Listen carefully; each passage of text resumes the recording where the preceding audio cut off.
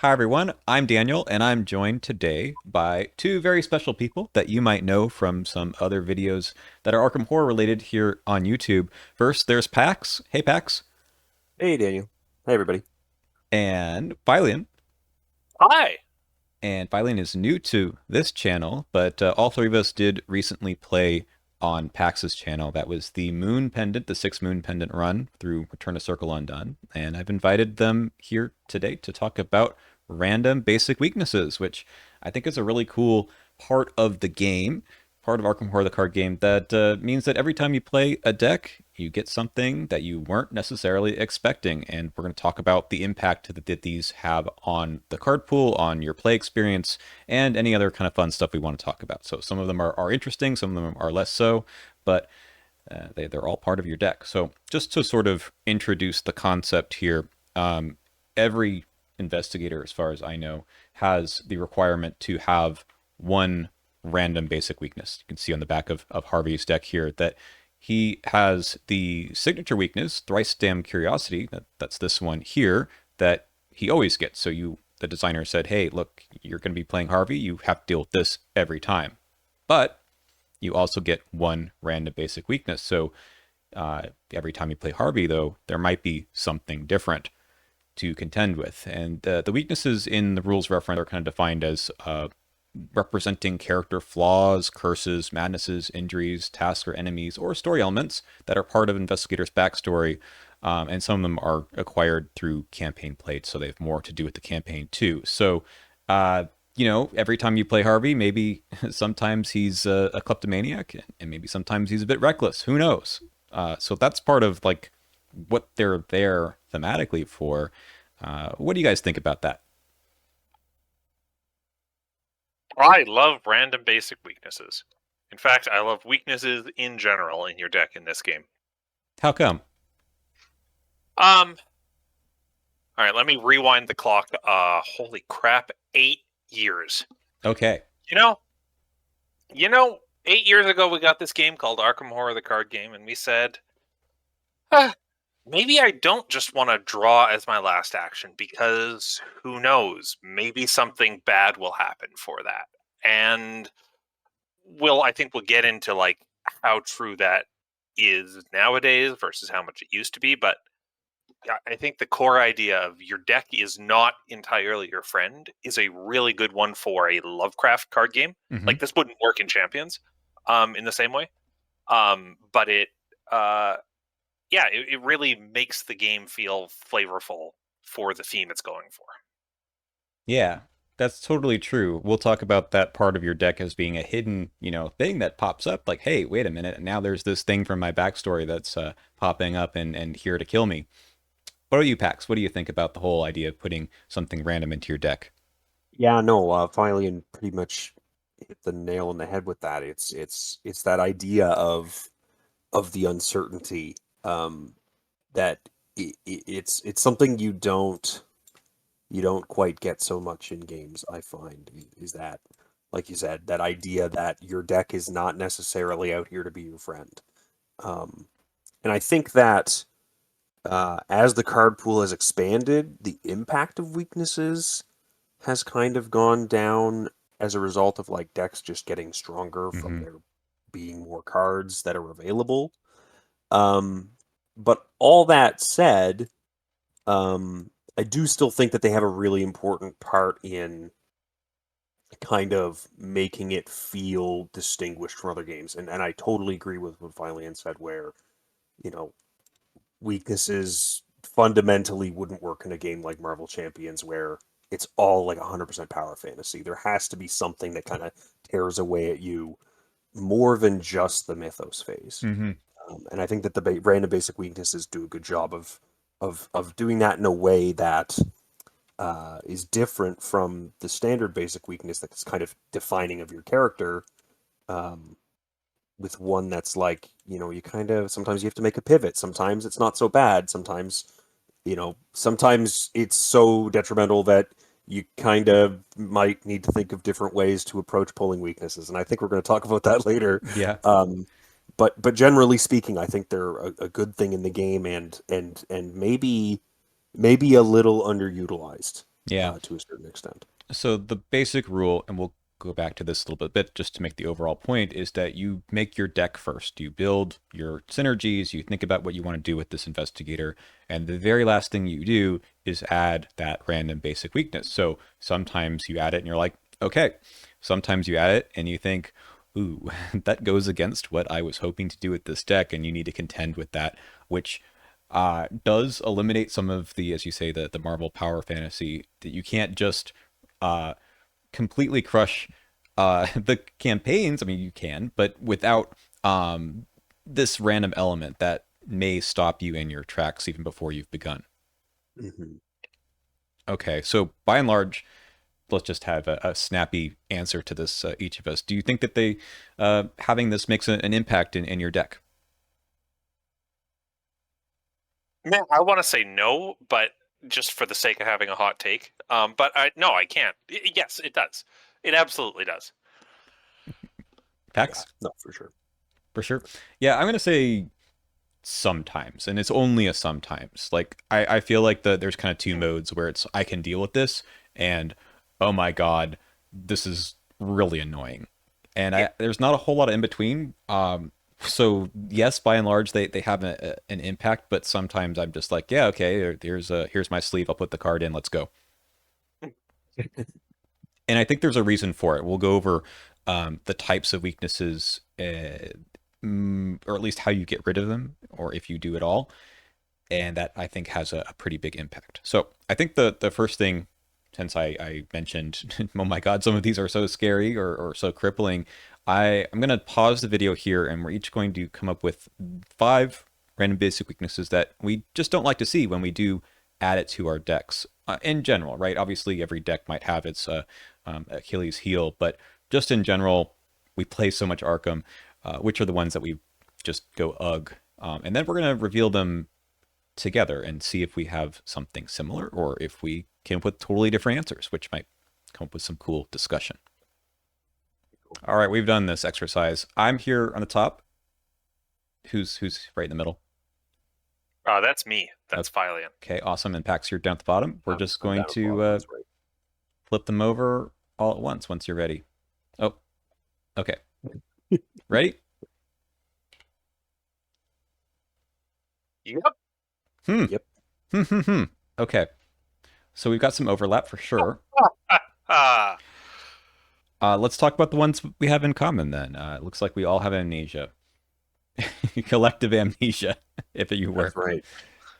Okay. This one, it's a core set one. I feel like the core set ones are by and large tough.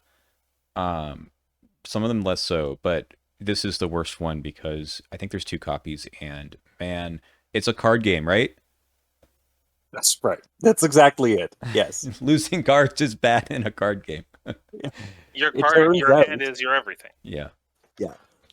Now it depends. Like if you're an event-based investigator, this is just a lot worse, right? If you have assets in play and then you're good to go, then it's all right. But I find that it makes it even scarier to draw because you don't want to draw this one while you're in the middle of saying, can I afford the stuff in my hand yet? Nope, not yet. Maybe I'll draw a card to get my emergency cash. Nope.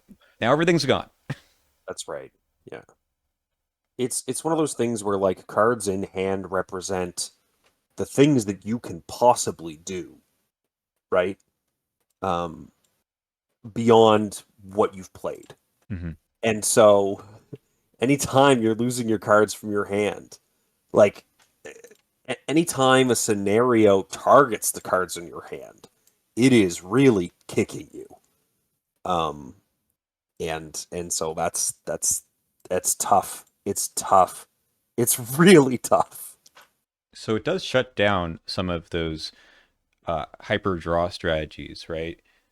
At the same time, some of those strategies can get back to a full mid of cards in hand pretty easily.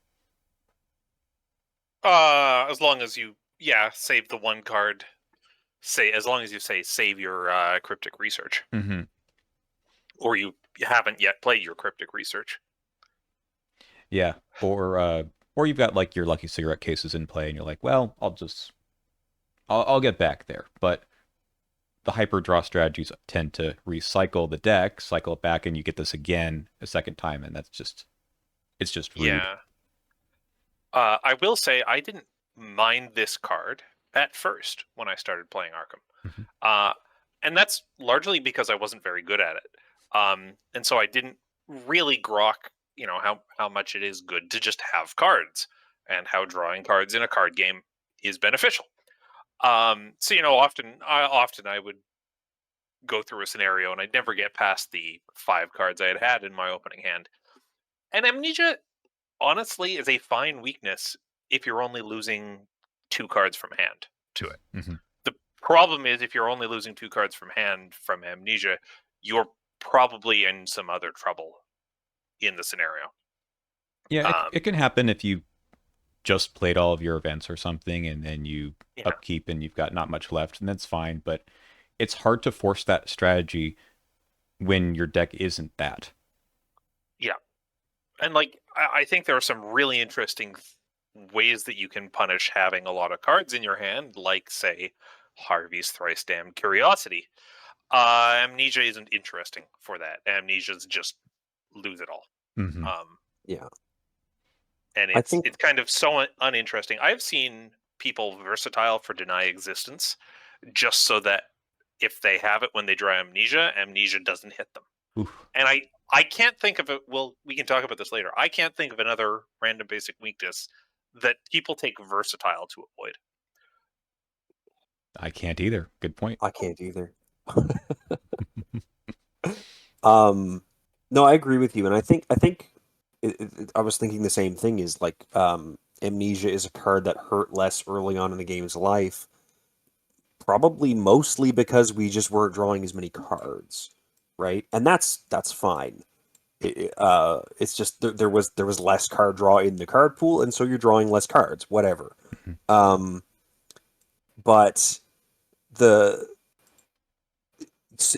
as the game's evolved, there's so much more control on the players, and it really just doesn't leave you in a position where what you're doing is usually low impact by this, right? It is very rare that losing a ton of cards from hand is not harming you all that much.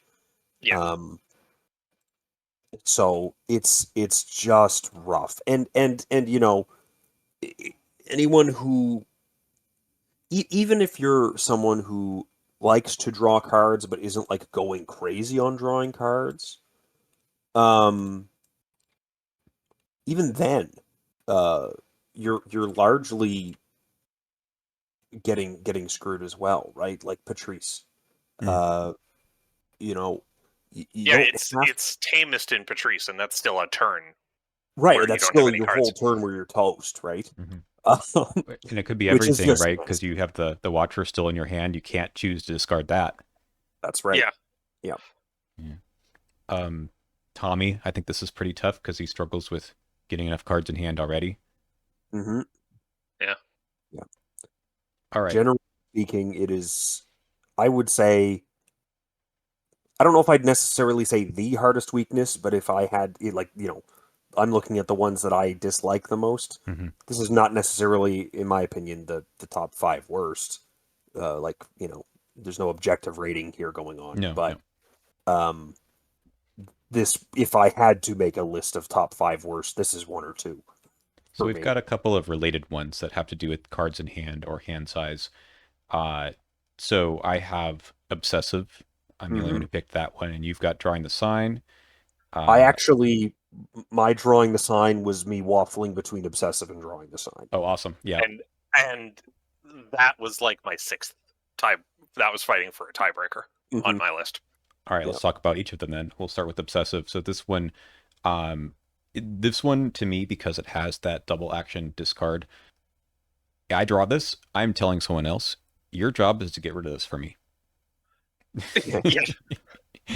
It is very rare that I play a deck where I can just afford to discard a random card from my hand at the beginning of my turn before I get to do anything with it. Amnesia at least lets you choose something to keep. This one says, who knows? You might lose. It's the random Yeah. that hurts. That can be your gold pocket watch that you thought was safe, and there goes your 8 XP. That's right. So I find this one to be pretty rude too. Now it's not as bad because you can get rid of it, but if you let this stick around, it's really awful. Like I don't want to like the 2 actions for the team if I'm telling someone else to do it, is not great. Losing 2 actions is never fun, but losing 2 actions and a random card because you let this trigger at the beginning of your turn, I don't like it. Yeah, if you're the only one that can get rid of this, it hurts. It hurts more than a lot of the double action basic weaknesses. And maybe just to say this outright, like the double action basic weaknesses, the cards that just say action discard card name.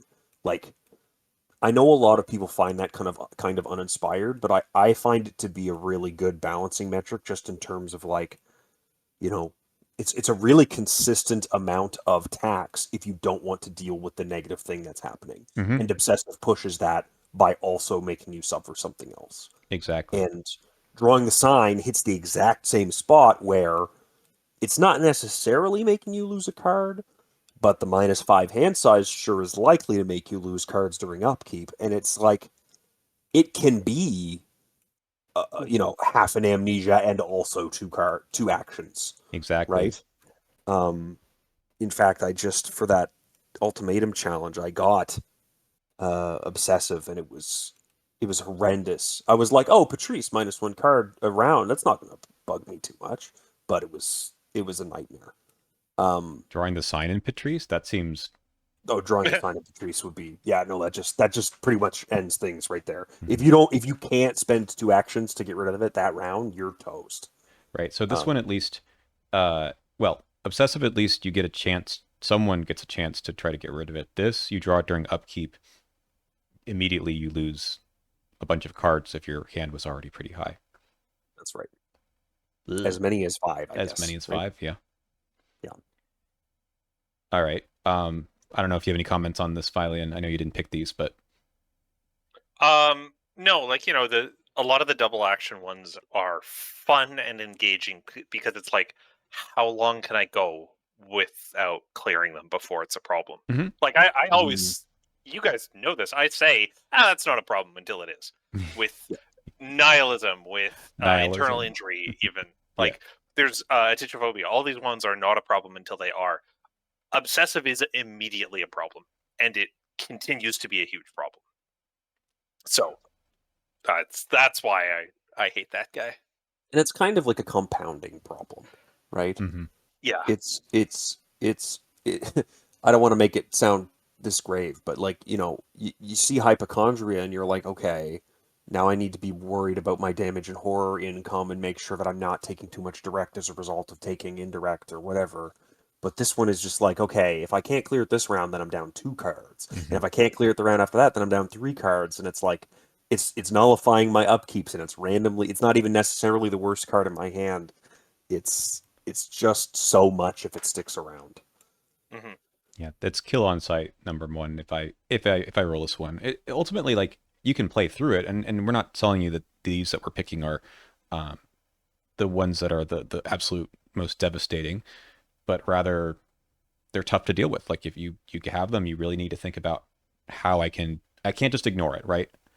Yeah, if you're able to ignore obsessive, you are in a godly game state and about to win, probably, right? Yeah. Like, final upkeep phase obsessive win action one kind of situation. Um, but like if you've got more than 2 or 3 turns left in the game, you probably got to clear this. It might be sniping something out of your hand that you need to win. Mm-hmm. Okay. I will last comment. Like I also appreciate these as being tough because the game does kind of have to go over at your cards at some point because the state of the card pool right now is the cards are really good. And it's I hard agree for the with you. scenarios to keep pace with the players if you don't go after all of their toys. So, That's right. That's right. And I think it's something that the game kind of shies away from and then kind of reintroduces sometimes, mhm. right? Like Crypt Chill, there's a reason that Crypt Chill is kind of evergreen. Is like, yeah, people that have bad willpower do need to be careful about losing an asset in play. Hmm. Um, and things like, I guess historically, like treacheries, like the straitjacket, corrosion, ants, all these things. It's very easy to look at these and go like, oh, these are the worst ones. But the reason they're the worst ones is because it's the thing that really claws away at you. Um, Damage and horror, it's like, okay, fine. Here's my leather jacket, Yeah. right? Here's my keepsake. Here's my uh, whatever, right? Here's my allies that I'm playing anyways because all the allies are great. Um, but when they're hitting the cards in your hand before you've played them, or cards on the table that you've already played, And paid for, the yeah. yeah, the loss that you suffer from that, like the amount of value that was on the table and no longer is, it's like you don't get to realize that, and it really will slow the game down to a crawl if you can't kind of overcome it. Hmm. And so I agree. I think that when they attack your hand and cards in play, it's a good thing, but it's also something that they need to be. It's a really fine balancing act. It is. And the fact that those things are in the random basic weakness pool and have been from the core set, I wonder how much that impacts their ability to lean into that in campaigns. Hmm. Good point. They certainly did in Hemlock Vale. I can say that. Yes, they did. But I will, sort of speak to the differing viewpoint is like, look, your cards are there to be used. Use them. It's not always possible to do it. I get it. But sometimes you can't be too upset about this. And I'm not saying I'm upset when these things happen. It just means that the counterplay is that much uh, more urgent, I think. Hmm. All right, let's move on to some other ones. The other one that we're sharing here is the devil. That's right. And I bet you this has something to do with having seen this one. Pax and I played a campaign play along about a year ago. I know you didn't like it before that, but I played Monterey Jack, Parallel Monterey Jack, who's all about playing, getting a free play of assets from his deck after discovering the last clue from his location. And I drew this card often. Here's the deal about the devil. It's like the other tarot card, which we'll talk about later too, that it sticks in your opening hand. So it is really annoying when you draw it and you say, God, these are supposed to go away at the beginning, not eat up a draw. But not only does it do that, it requires you to pay an action and 3 resources in order to basically do a lot of other things. The game doesn't always require assets to win the game, but often it does. It's a lot of tempo, a lot of value you get out of playing assets. This one requires you to play this one first and requires you to pay for it, which is usually how you pay for the other assets. So you're down an action and 3 resources, and God, that's just really rough. That's just it. Like, it's one thing to look at the tower and say, "Oh man, 4 resources and a play action before I can commit my skills," right? Um, but this one, it's like 3 resources that you needed to play your assets just got chewed up by this thing before you can play your assets. Hmm. So you need to not only waste an action to get to clear this thing, but you need to, like, also have a resource card somewhere along. Now, the one nice thing I will say about Devil is that it makes it really easy to make the choice of spending some XP on some extra money. Um, and when you have extra money cards in your deck, it makes it a lot easier to just kind of overcome this, right? You get your opening hand. Yeah, it impacts the mulligan. Maybe it's a bit tougher to find, some resources to get alongside this. But the one nice thing about the weaknesses that are like this is that, like, at least there's some amount of my XP expenditure choices impact how heavily this actually hurts me. Hmm. That's totally true. One other thing I find annoying about these that take up a slot, the tarots in particular, is if this is your random basic weakness or the tower, the choice to pick up another tarot card is really rough. Like, I don't think I mean, this is often going to be in play first. And if your strategy is to play one of those other tarots, it'll kick this out and put it back in your deck, which is okay. But the other way around is worse, right? You start with the tarot card in your opening hand, you get to play it for free, and then this comes along and suddenly you can't play any more assets. You have to play this, and then you lose the tarot. Yeah, that's worse. Yeah, no, it's nasty. Can I offer some advice about the devil? Sure. Don't draw it in your opening hand, and many of your problems go away. Now that's just my joke advice that I was giving to Daniel every time he uploaded a video where he started with the devil in his opening hand. My actual advice is beg your guardian, just beg your guardian to take Ever Vigilant 4, and this actually stops hurting, and that's why it didn't make my list. Because when it's only 2, and yes, it's still the opportunity cost of a play action, but it's not a hard play action from you first turn. Like, I don't know. When there's an Ever Vigilant 4 on the table, I don't actually hate starting with the devil in my hand, because then it's just done. It's gone. I can draw more freely. It's true. And since it probably, if you're not buying another tarot, this is going to stay in play forever. It can be crypt chill fodder. If it does stay in play, then you can cycle your deck without a weakness. That's pretty good. I will say though, like your analysis comparing it to the tower is, I fully agree with it. Like, it's worse than the tower. Yeah. My advice is do not buy Return to Circle Undone.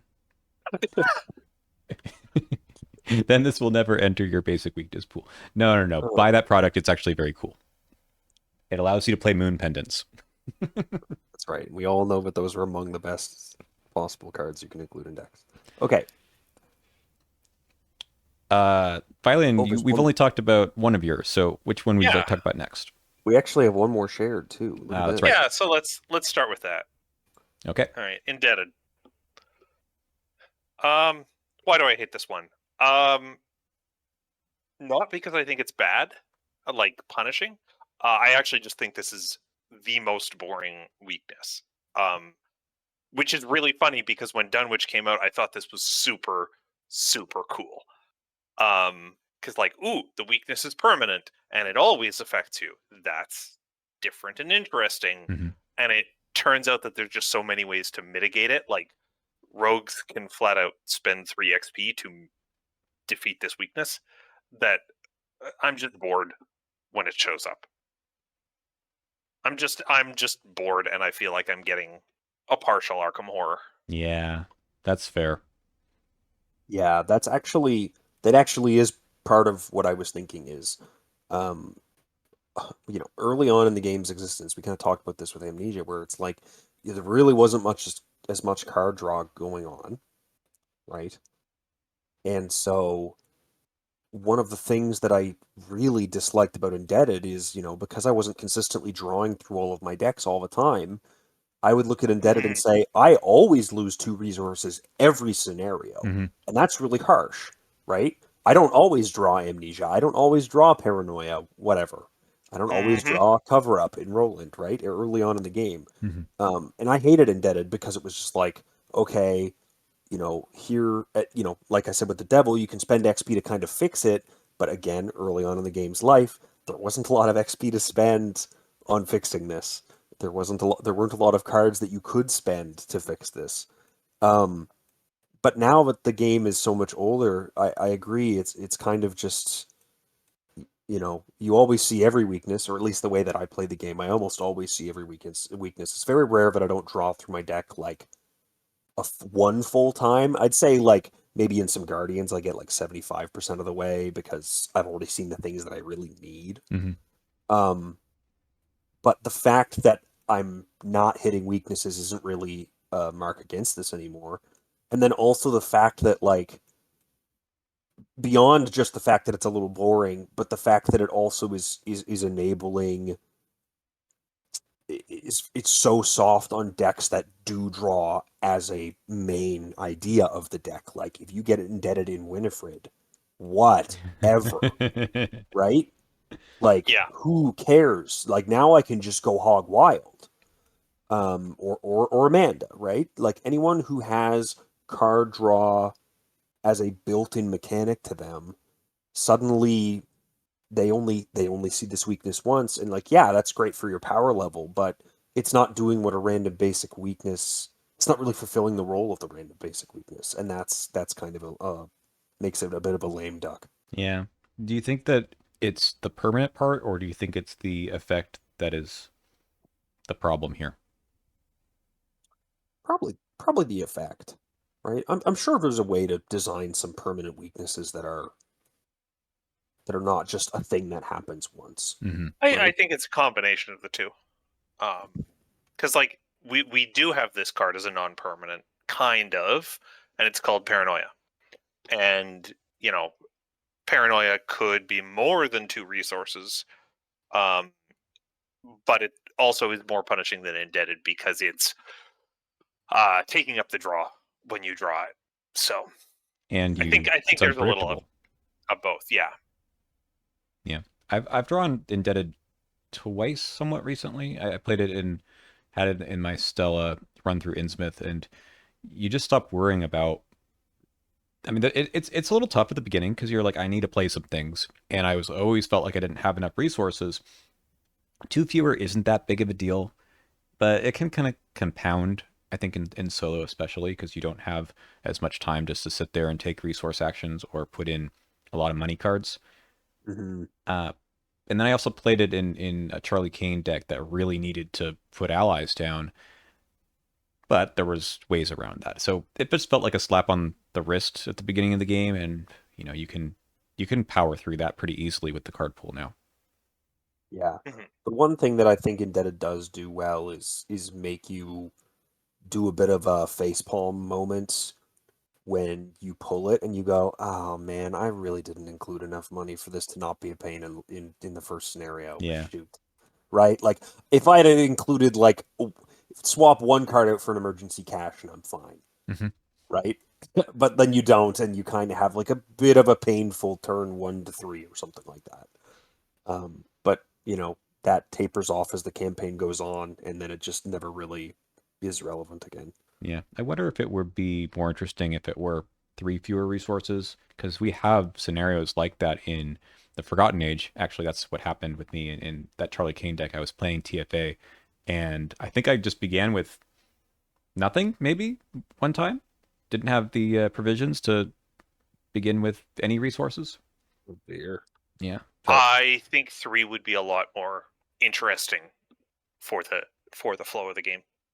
yeah. 3 is a much more significant deficit that you have to find ways to make up, rather than just be like, okay, over the course of the first 3 rounds, I took 2 resource actions. Like, worst case scenario, you found 2 actions and you got yourself back on track. Like, Because really, if you think about, drawing the sign or something, if you're able to get rid of this without it ever impacting you with the hand size, like many of the other double action weaknesses, it's the draw that you lose as an action, kind of, and then the 2 actions you spend to get rid of it. So, like, at minimum, these should all be taking away 3 actions worth of play, and this doesn't.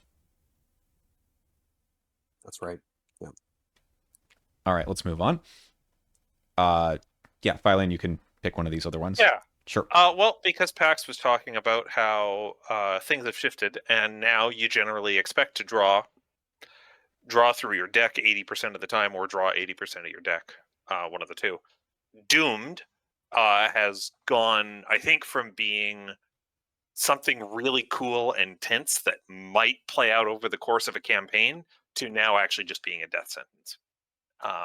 So I hate it.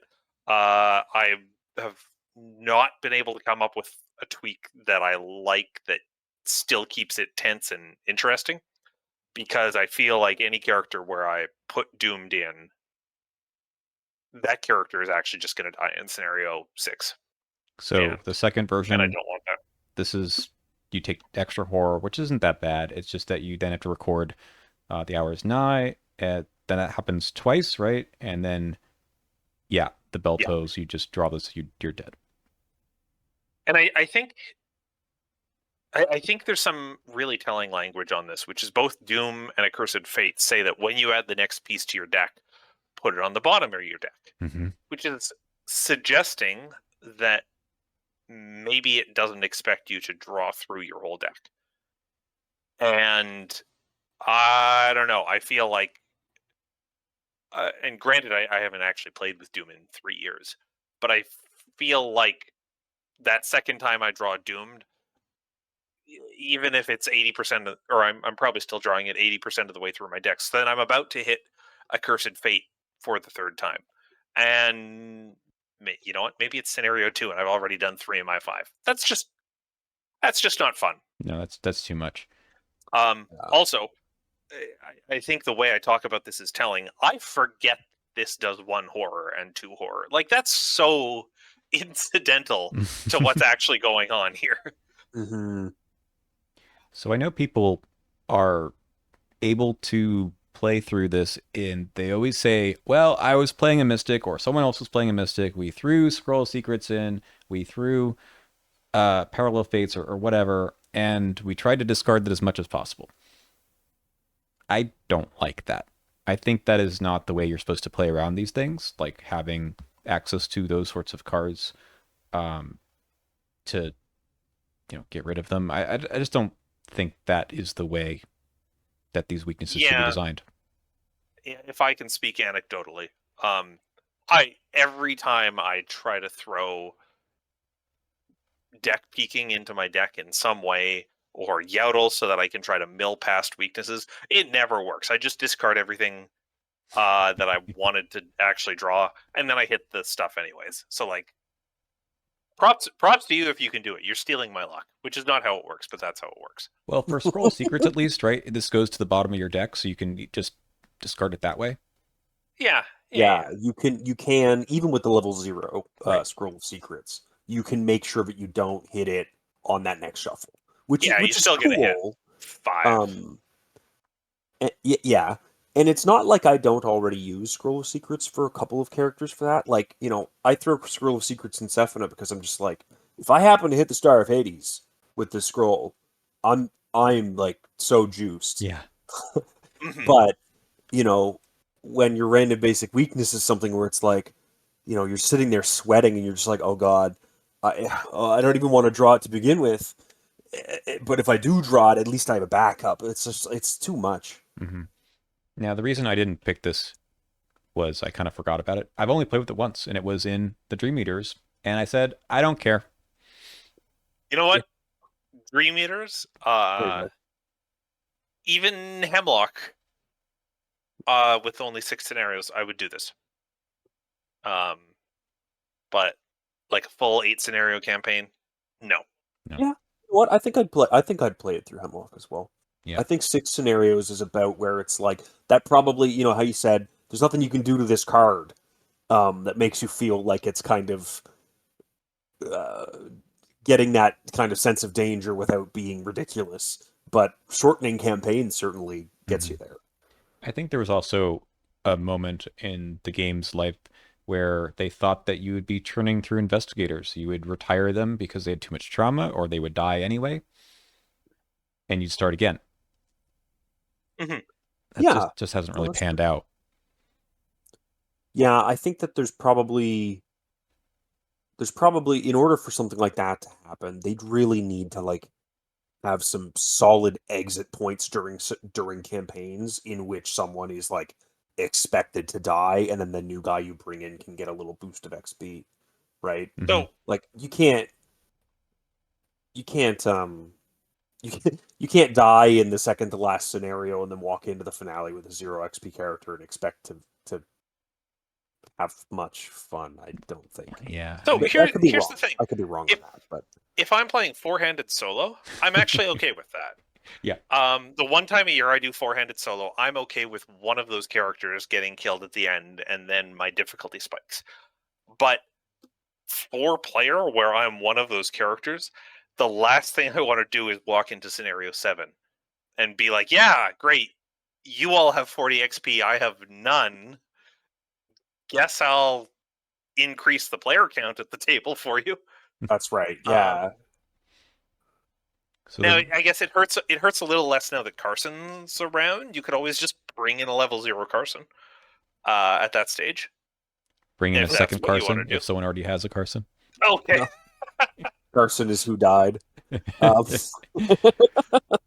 So they reworked this a bit with the return to. So offer you cannot refuse changes a bit. It's very similar in that it has 3 steps, but you get XP to begin with. A little bit of a boost there. There is a way to avoid putting Yep. the next version in, so you lose 5 resources if you have them. But if you don't have them, then you then move up the ladder, and it also goes in your discard pile, not the bottom of your deck. Here's what I love about offer you cannot refuse. Is when you don't have 5 resources available for it, it's your fault. Like, sometimes I'm floating those 5 resources so that I have them to spend. Sometimes I'm just like, let me risk it for a round. Mm-hmm. And if I get dinged, that's on me. Now, sometimes the game eats your resources, and that's less fair. But like, you have so much more agency with offer than with doomed, and that's what I think makes it good. I agree. The last time I played this one, I actually died in the middle of a campaign and like killed, and I rolled a Rex Murphy because I thought, that this is how we save the campaign. We just bring in a level 0 Rex, and this is the what I got. And I also, since there only were 4 scenarios left, I thought, I'll just ignore this. And I got to the last scenario, and I did not die, but I did have the sell your soul in my deck. Once you get past the 5, having to lose 7 or 10 is really Yes. awful. Like your time is come. Yeah, I think that there's a certain pressure to that one where it's like once you've conceded the 5, you either need to be dreadfully careful or say, I did this too early. Mm-hmm. Whoops. 7 is something that you can like kind of manage, but the last one is hateful. Yeah, you could draw that first round, right? Exactly. Yeah. Yeah. Yeah. All right, let's move on. So I have 2 that are kind of similar. They are the edge of the earth weaknesses that don't have a way of getting rid of them except for by some kind of healing. And I actually am a big proponent of healing. I think healing is important to put in your decks, but I don't always do it at level 0 because it's not really always the time for it. And I think the level 0 healing stuff is pretty bad. These 2, I think are the most egregious. This one, arm injury, I'm looking at right now. You have to heal damage. After you take a fight or activate action, you can't take any of those types of actions for the remainder of the turn. You know what a lot of fighting is for? Like getting rid of enemies. Not being able to use your assets or events to fight, or even just a basic fight to get rid of them. What are you doing? You have to evade, I suppose, but that might not be possible. Yeah, arm injury is it's nasty. It's It, brutal. and even just the existence of these types of weaknesses puts you in a position where it's like, can you really like if you're the main fighter, how can you really afford to not have at least one point of healing somewhere in your deck, right? Yeah, How but how can sometimes you you're get through waiting the for it game? though. Like you have your 2 copies of Earthly Serenity or something because you're a mystic using spells all over the place, which are activates, of course, and That's right. then you're just begging the Earthly Serenity to show up. Yeah. It The other puts one you in a is really untenable situation. the other one I picked was not the investigate one. I think panic is slightly worse just because of anyone who's trying to do multiple plays. The engage a resource doesn't really matter too much, but Mhm. I find that you play an event and then you want to play another event or an asset or something, that's kind of bad. I forget what the other one does. I guess it's over here somewhere. Um, Stupor, the parlay draw, or investigate. I feel like that's okay. Um, you might be doing like 3 basic investigates, but I think you can usually get away with a big investigate and then you do something else with your turn. But this Until one, you get it healed, yeah. yeah, At but the this very one least. can prevent you from doing much. I don't know. Actually, maybe on a different day I would pick the other one because if you don't have anything to do, you're like, oh, I'll draw a card. Can't do that. Hmm. What do you think about these?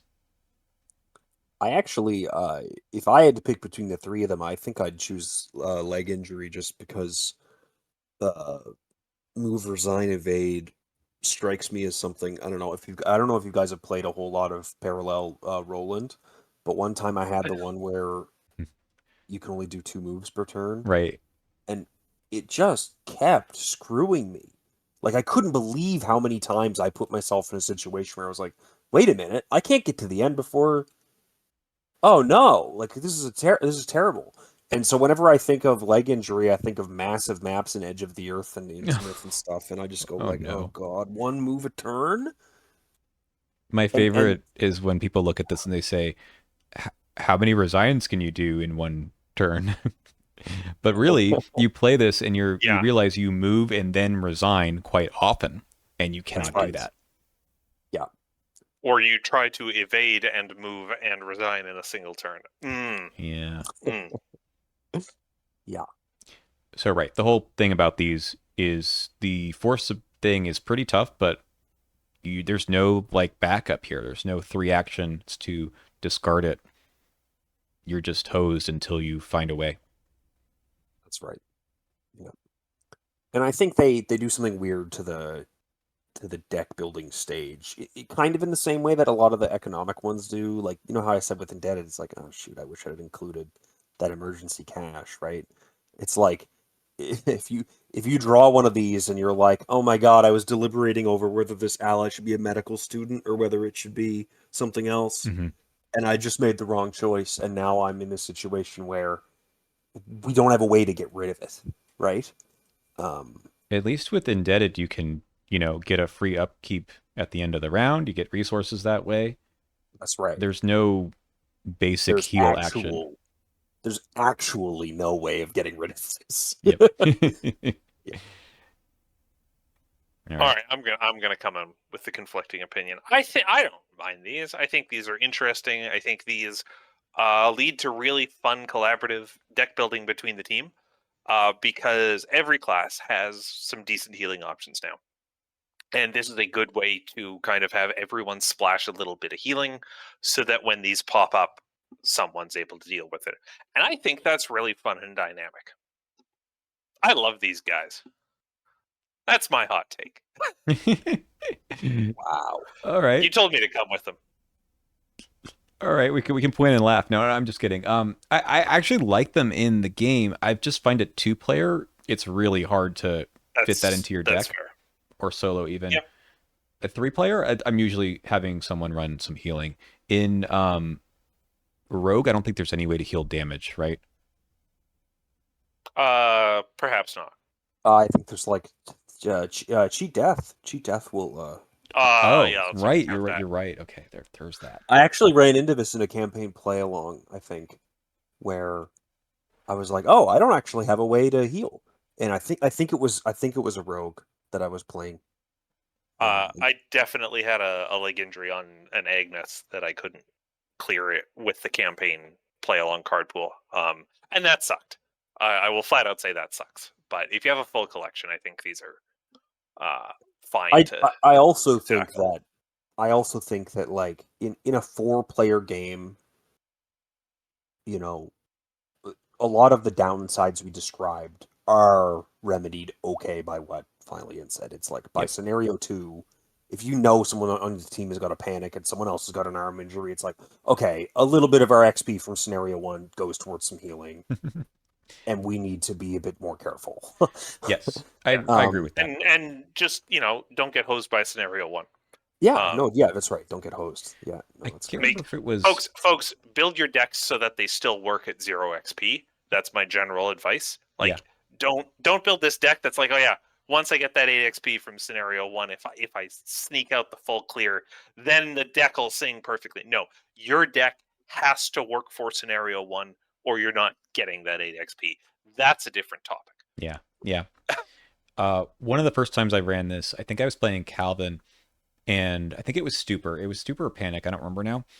And it wasn't awful. Like, I could get through most turns fine, but my only way of healing horror was the Elder Sign on Calvin, and I think a meat cleaver could do it.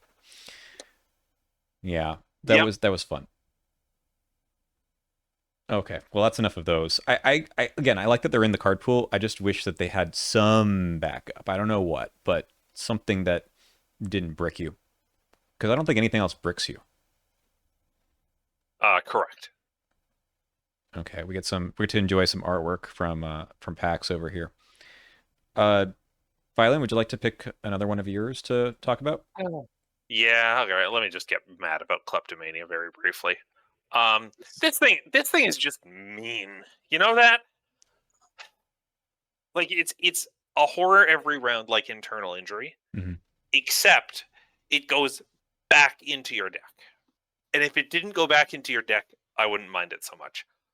It's the fact that it just keeps recurring, so you keep having to not only spend the action, but find a way to spend the action because you got near to someone that you could take their money or their item.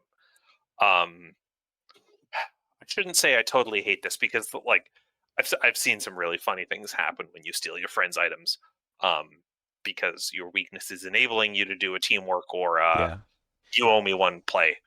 But oh, this thing is so obnoxious. this is how Like you solve your you're just indebted. begging to draw a crypt kill when this hits play, so that Yes, because that's the only way you actually clear it properly. it's an Um, asset. Yep. I Yes, hate this. that's I that's hate the this. one that's the one saving grace on this is that it's an asset without a cannot leave play except by Yep. uh text on it. Yeah, and I think there's some ruling about even if your deck is empty, you cannot shuffle it back in. Right. If you shuffle it back in and your deck's empty, this actually just stays in its play area. Yeah, So because it's not. I forget the whole ruling on exactly why that is, but it made sense when I read the text. But yeah, it's not like shuffling in a single card to a deck. It's different. I'll put up the rules there, but I read it once and I remember that yeah. I was like, okay, that makes sense, and then I forgot why. Yeah, it's something about the precise wording. Yeah, you're right. Yeah, I agree. Kleptomania is annoying. It's very fun on Dexter, but it's kind of a pain in everyone else. yeah. There's a few other ones that are, or maybe just one other one that shuffles back into your deck, and those are just they're an interesting way to deal with the high draw investigators, right? The you keep Yeah. drawing it and you waste yet another draw and maybe take some extra horror. And I like the thing that follows because it at least yes, it recurs, but it's not an immediate threat. And so sometimes you can even cycle your deck before you kill it, and you do put it off for a while. That's I right. think that's more fun I than agree, this. and I think that the thing that follows kind of gets by as well, just by like a couple of the enemy weaknesses have 3 health, and this one only has 2, and it's Hmm. like Yeah, okay, there's a lot less pressure when you do finally getting around to deal with it. It's like I just need to do one big hit, but like if I've got any type of weapon, it's fine. Yep, I agree. Um, whereas something like your worst nightmare, it's like oh come on, We'll talk no, about that one again later. Of course, we're yeah. going almost an hour strong already, but hell yeah. this is a good time. I love hearing about your different experiences and opinions on these because we didn't come up with exactly all the same ones. All right, Pax. Through the Gates is a card that when I play solo play, just like uniquely screws me in ways that I've Hmm. never been screwed in this game before. And the only time I've ever drawn this in a multiplayer game was a 4-player campaign. It might have been on Winging Its channel. I don't remember if that was that one or not, but I was playing Ash. I think it was at an Ash Campete deck, and it just like it hit perception, and I was like, oh no, whatever. Hmm. Um, but then, like, I'll play a solo survivor and I'll get this. And my survivor will be relying on agility and then have, like, a fighting asset and a couple of fighting events. It hits my fighting asset off the top of my deck, and I already played it. And so, like, I'm down all this money, and now they're gone, and now my ability to do anything against enemies is greatly diminished. And I just find that it always figures out a way to really bring my game to a halt. Um, in a way that is like really swingy, Hmm. and it feels like when I look at my decks, I'm like, here's the list of cards that if it hits them, I lose, and here's the list of cards that if it hits them, I don't care at all, and there's no in between there, and that to me is usually the part of it that bothers me the most.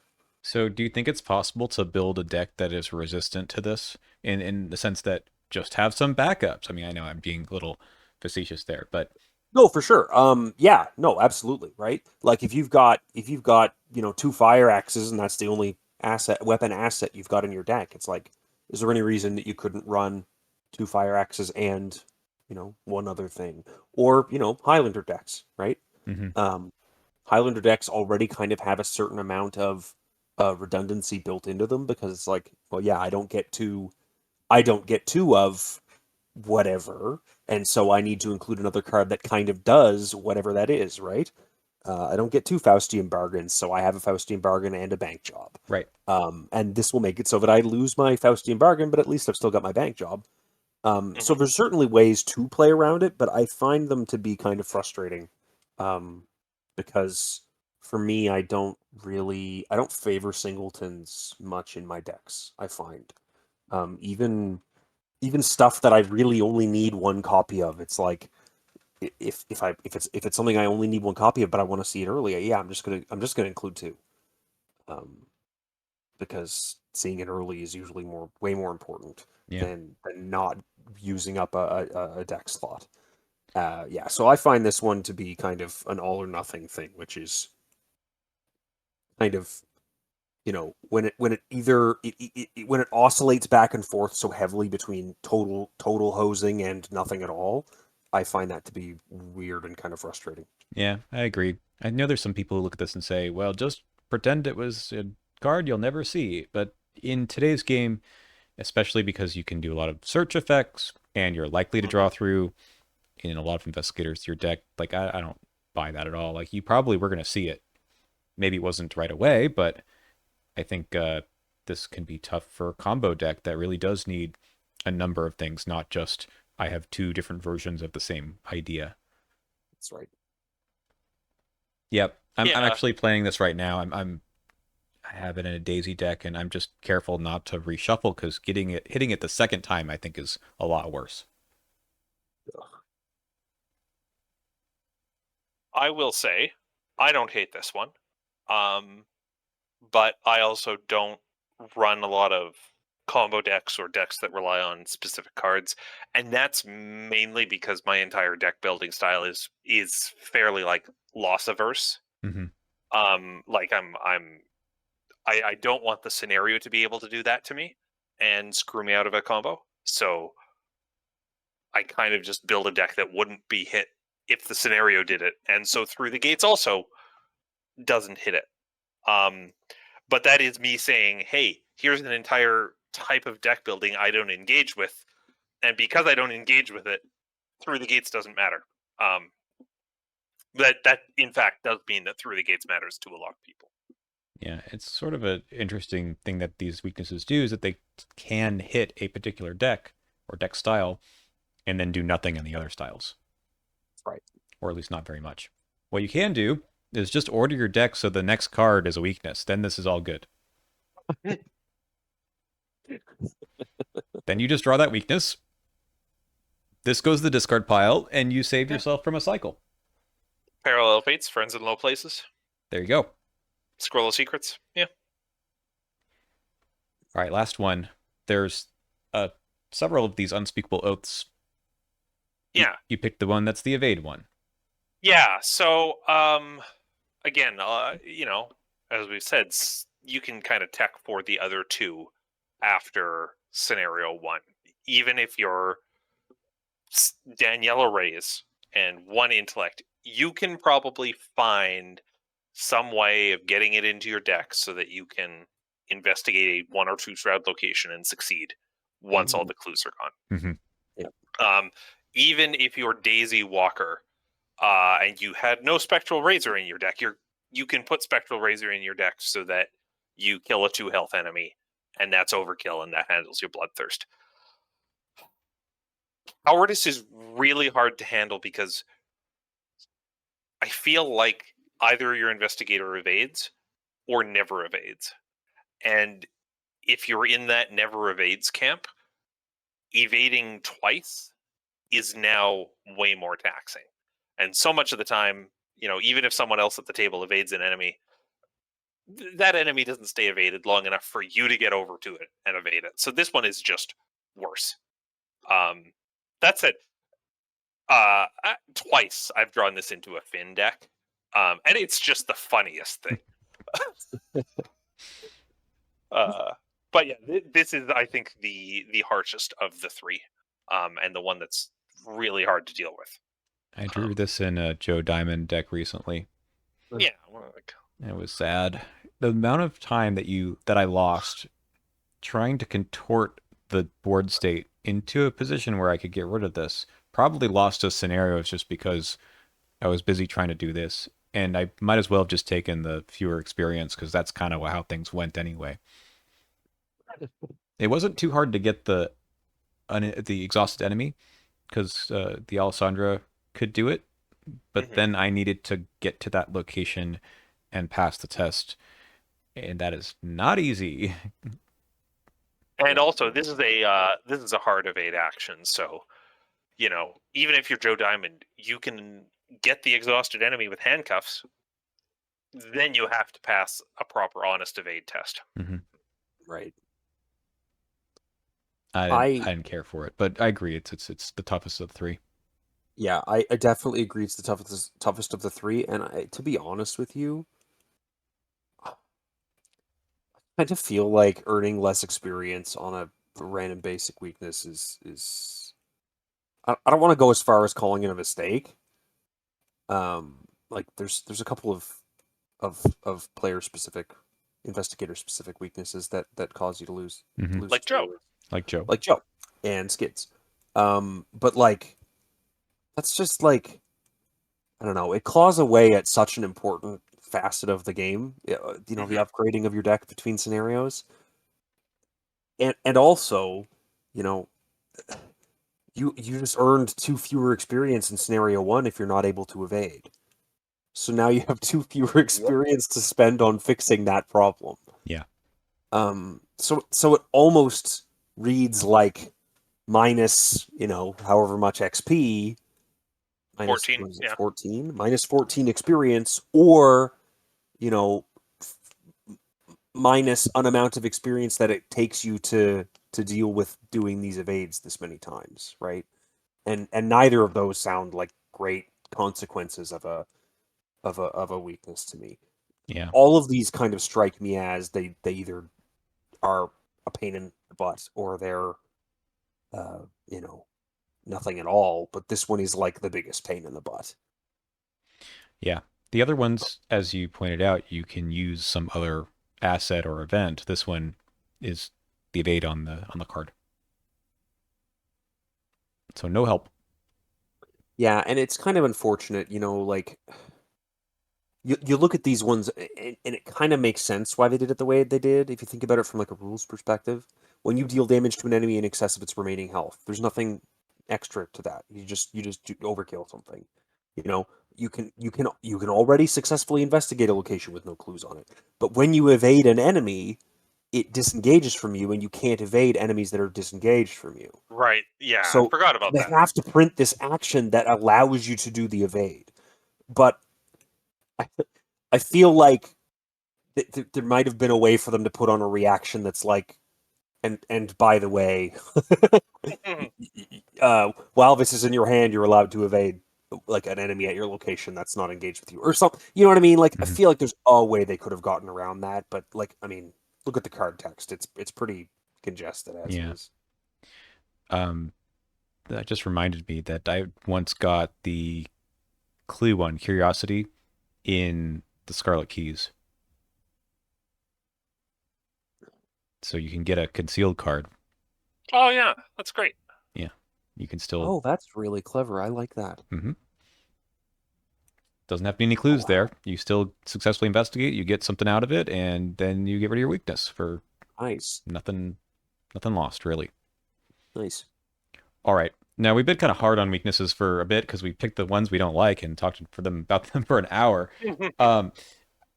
I don't have pick the five we love on here. I mean, their weaknesses, all right, but as far as let's just like pick one just that might be on your mind of being a really cool design and been flavorful or interactive with the game in some way. Oh man, flavorful or interactive? Bubba Booey. Hey, overzealous. Right? Overzealous. Like, you look at all the random basic weaknesses and you say, okay, this is doing something pretty specific. It's mostly doing something like, it's hit or miss whether or not it actually has an impact on someone. Hmm. This is basically just like, hey, you know what the scenario is currently doing to you? Here's two more of it. Yeah. Right? I really like Overzealous because it really just feels like it's amping up what the scenario is already doing. And I like that, and I think that it has a really good impact on the game. And to be honest with you, I would rate Overzealous as, frankly, to be a pretty tough basic weakness because two encounter cards can be really nasty. Um, it can spike into huge, two big enemies or just two little lame duck treacheries. But overall, I think that in terms of like having the scenario really push you on what it's trying to do, Overzealous is a really cool way of having your own deck be that threat. I couldn't say it better myself. I think the fact that it can be drawn in any part of the round makes it interesting too. Not just you're Hmm. getting encounter cards during Mythos, you might get it at the end of your turn. You drew a card and whoops, and now you have to deal with something. Or it could happen during the upkeep phase. You can get a reprieve sometimes if it's one of those like discard at the end of the round treacheries, but it's a good one. I think it's tough. I've had two. I did Iron Man twice. Last year with Innsmouth, this year with Edge of the Earth, and I rolled Overzealous both times, and they were honestly two different experiences. The first time I was playing Zoe, and it was uh, fine. Like I thought I could handle it, but the Agnes deck I brought this time, um, it just kind of screwed me over a few times, and it was hard to come back from it. Yeah, no, that sounds right. And that is what Overzealous will do. Is it will, you know, if you're worried about Doom problems and stuff like that, it's like yeah, no, it dials it up, right? Hmm. There's pretty good odds of you pulling the mysterious chanting into the ancient evils. Um, yeah. Violin, do you have one you want to pull out? Yeah, I'm a big fan actually of going back to the core set, the Mob Enforcer. Oh yes, we saw Um, him in our Circle Undone run. and I just think he's a cool guy because there's two ways you can handle him.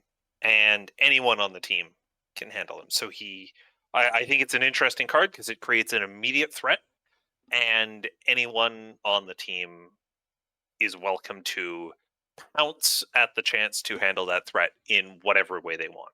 Hmm. Maybe it's you spend your money, maybe it's you kill it, maybe it's you just beg someone else on your team, please spend the 4 money to save my butt. It's actually a tough enemy if you look at the stats, right? Yeah. Yeah, the one Or saving maybe grace about him is the one you just look at damage. your mystic and you say, "Hey, you got a spectral razor on you?" Yeah. Like, it's it's a fun time. And you're right. It's the one damage is not actually that bad. So I don't know. Like, if you draw him last action, oops, maybe you shouldn't have done that. Your punishment is a damage in upkeep Right. or in the enemy Exactly. phase before someone hits him. That's fine. Yeah. All Yeah. right, I will pick one. I've got a couple in mind. I think I'll just go with the one I was thinking of first, which is nihilism. Um, I think this is just a fun one because Mm-hmm. usually you look at this and say, "Nah, I'll do it later," and then you have taken two damage and two horror after having taken the auto fails, and you said, "Oh God, now I have to take two actions to get rid of this too. I can't possibly draw another auto fail, right?" Yep. Good stories with this card. I don't think it's a particularly tough one, but it's it does lead to some fun situations where you look at someone and say, "You idiot! Why didn't you get rid of this already?" Yeah. And that's I feel like for me, I do like nihilism. Um, but I find that I can't avoid the autofills once I get it. Like I just clear it. Yep. I don't mess around with it because one damage and one horror, like, if you draw 2 auto fail, like you said, 2/2, it's like that's a big chunk. That's a big chunk of damage. The thing is, you often draw the autofail on like a Rotting Remains or Retaliate enemy, so it's not just one Oh and one. yeah, Yeah. no, that's just it. Um, and if after you reveal, cancel, or ignore a token, if you're doing anything in Mystics about revealing tokens, you get rid of this immediately, right? Yeah. Mhm. There's a big difference between uh, a seeker doing a once a turn guiding stones or whatever it is, right? Not markings of Isis, the archaic glyphs, right? Versus you know uh, Tony taking 3,000 switchblade stabs Yeah. Mm-hmm. and taking people who just take more tests and stuff like that. There's a really big difference there. Yeah. Of course, this one came out with Jacqueline, so it's kind of meant to be played with the token manipulation in mind. Mm-hmm. Kind of. I mean, And that's yeah. Go ahead. you know, oh, I was just gonna say, like all of the starter decks, I made a note to play them unaltered as is with the weaknesses given to them, and yeah, you clear this immediately on Jacqueline. I think Yeah. that's true for all the other ones. We can just briefly mention that self-destructive is awful in Nathaniel, but can be nothing in a lot of other investigators. You know what?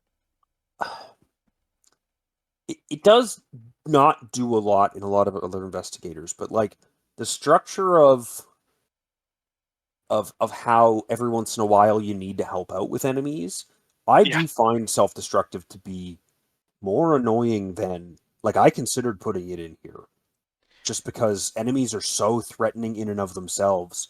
And this basically says, "Oh, you're dealing with the enemy?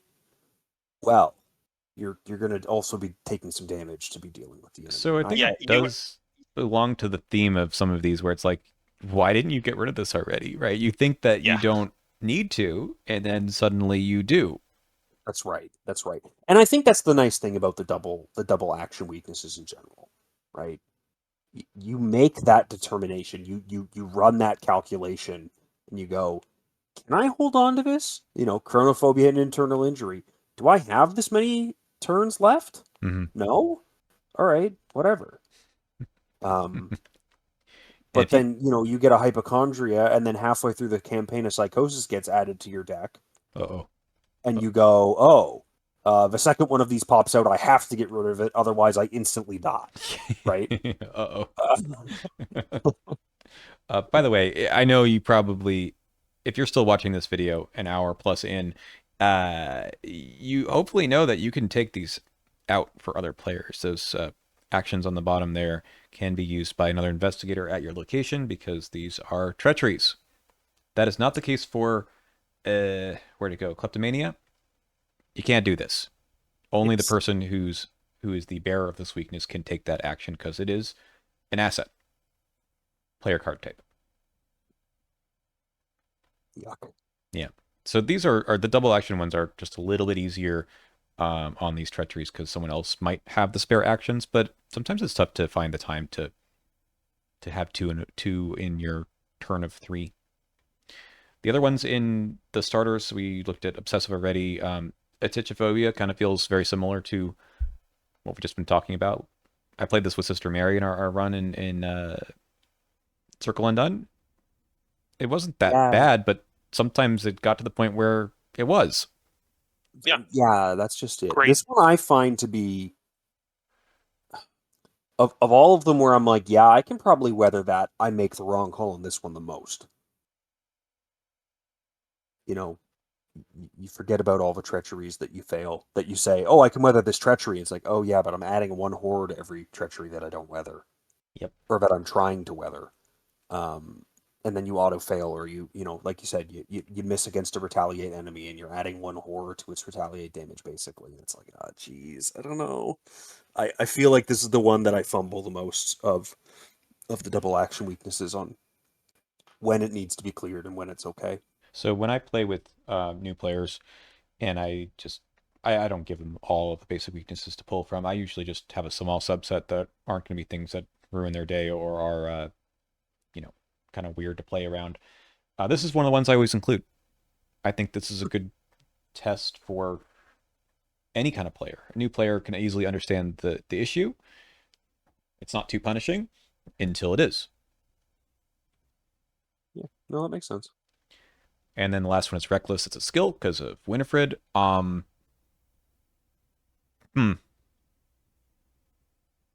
I've not played with this too much. Yeah, and Winifred in particular, it's surprisingly easy to get rid of, just because like agility tests are not too hard to come by. Yeah. And you can kind of just brute force them with base 5. But you know, you get a string of treacheries in a row with no enemies, and all of a sudden you're like, oh geez, well, goodbye resources. You know, I'm not passing this investigate without commits. Yeah. So it can happen. In Winifred in particular, you know, a flashlight kind of gets you through it. But there's a lot of characters that this can be really nasty in. Thieves' Kit seems pretty good for her these days, and this is another reason why. Yep. All right. So let's finish that little section and let's move on because I know we don't want to talk for 2 hours completely, but we might. Who knows? Let's move. I think we've kind of talked about which weaknesses we think have the most impact on the game. And we've talked a little bit about how we've maybe changed our play patterns or upgrade paths based on those already. So maybe let's talk about the rules about random basic weakness selection. So the rules are, of course, just pick one after you've made your whole deck, and you get what you get. But I've read a lot of people who have some house rules that try to ease up on the variance here. Like if you're playing a big money deck, you spent your whole day building a big money, I don't know, Bob, let's say, and that's what you wanted to do. And then suddenly you draw Paranoia. Great. Feels like you should just go back and play another investigator after that, right? The spirit of the rules probably isn't not to do that, but people have said, okay, let me instead, to avoid this kind of issue, take a random 3 and then do something there. I've read just pick one of the 3, veto 1 and get a random one of the other 2. What do you think about these sorts of things that fudge the rules a little bit? I think that because Arkham is not generally a competitive game, unless you're like trying to compete against yourself or being really strict with your play rules because you want to get some tough achievements or something, you should do whatever makes the game fun for you. And I mean, okay, so that doesn't mean like take 5 actions in a turn because it's more fun for you to always win. I mean, I guess if you want to do that, do that. But like fun, if you do that, I think you're fundamentally changing the game of Arkham Horror. Um, I do the pick 3, veto 1, and then randomly get one of the other 2. I do that for 90% of my campaigns, specifically because of exactly what you're saying. I don't want to hit that one thing that just crushes my deck. Or, you know, I don't want to hit Doomed. And maybe if Doomed and Paranoia show up in my big money day, then I have to make the tough call of which one I'm vetoing and then cross my fingers really hard. But hey, again, at least I have some agency there. Mm-hmm. At least then I can go, well, I should have vetoed the other one. That's a good point. Yeah, for me, I also like that, like, you know, draw 3, remove one of them, and then randomly choose from the remaining 2. I really like that, but I actually just don't do it that often because I just leave the random basic weaknesses in Arkham DB or Arkham Build and then import the deck and then I'm playing.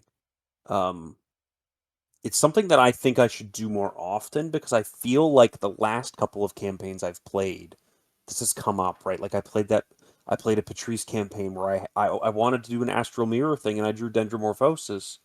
And I was like, yeah, well, you know, I can kind of pivot or whatever. But like it just the deck didn't do what I wanted it to do at all. It wasn't the game plan that I had going into the campaign. And so um I think that it's something I should do more often. And I do agree with Filey in that like ultimately, you know, you can just if you click the random button on Arkham DB and you see what it is and you go like, oh man, I just don't even want to play with that. Then just remove it from the deck, type in random basic weakness, click one, and then click the random button again. Because it's not I don't I you know all games, any hobby that you spend your time on, if you're not having fun, insert meme hit the bricks, right? Um, I will say, the downside to the class, yeah, we'll call it the classic draw three veto one, is like your weaknesses you often don't end up getting hit as hard as you should by your weaknesses, because if you draw three and none of them are devastating, you still pick the worst one, get it out of there, and now you're just picking between two fairly mild ones. So, if you're doing that a lot and you do find that your weaknesses start being less punishing, you can also tilt it the other way. You can go, okay, here are maybe 5, maybe even 10 random basic weaknesses that, if they're in my deck, they actually have no impact on me other than the dead draw. Mm-hmm. Maybe also consider taking those out of your pool. Like, take Bloodthirst out of your pool if you're playing Nathaniel Cho or Mark Harrigan. Take, I don't know, take the thing that follows, or take your worst nightmare out of your deck if you're playing Finn. You know, maybe if you're finding that the veto options give you a little too much power, mitigate things a little bit from the other end. But yeah, or do just do the draw one, look at it.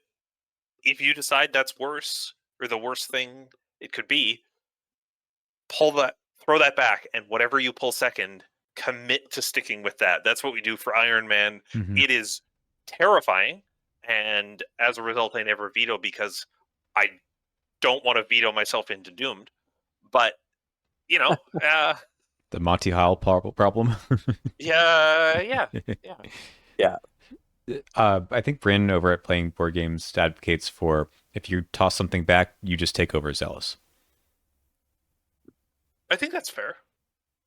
Yeah. I know that in years past, and probably still now, people if we have the deck building and the investigator front for a new investigator, but we don't have their signature weakness, overzealous is just what people throw in to test the investigator out and feel out how they play. So yeah, that's like I the think proxy weakness Yeah. before we've seen it.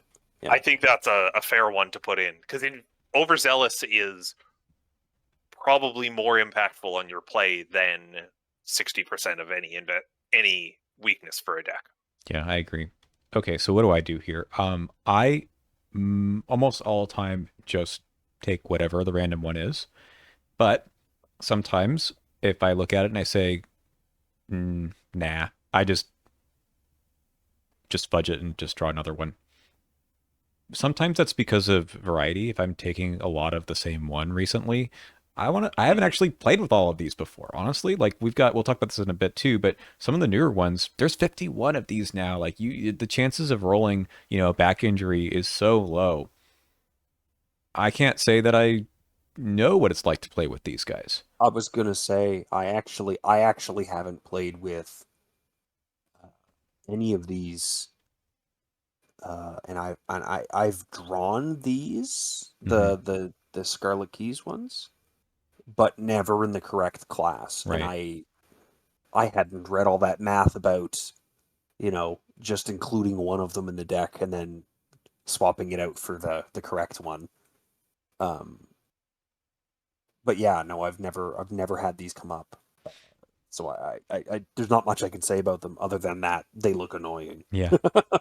But like if I have a high draw deck or something, or something with a lot of combo pieces, and I just don't really want to take Amnesia again, I might throw it back. I know it's somewhat cheating, but I'm going to do it sometimes because I want to play the deck. I don't want to fight my deck too much. I want to fight a little bit. I'm okay with that. I think that the game needs to have pressure, but this is kind of the one where I don't see much counterplay, or at least not in ways I want to play the game. Obsessive, I'm okay with. I'll take this, but something like Amnesia again. I played it in Parallax Campede. That's the deck that went through the campaign play along with in Carcosa, and it was kind of brutal sometimes. But I felt like I had something else I could do, even if I lost all the cards in my hand.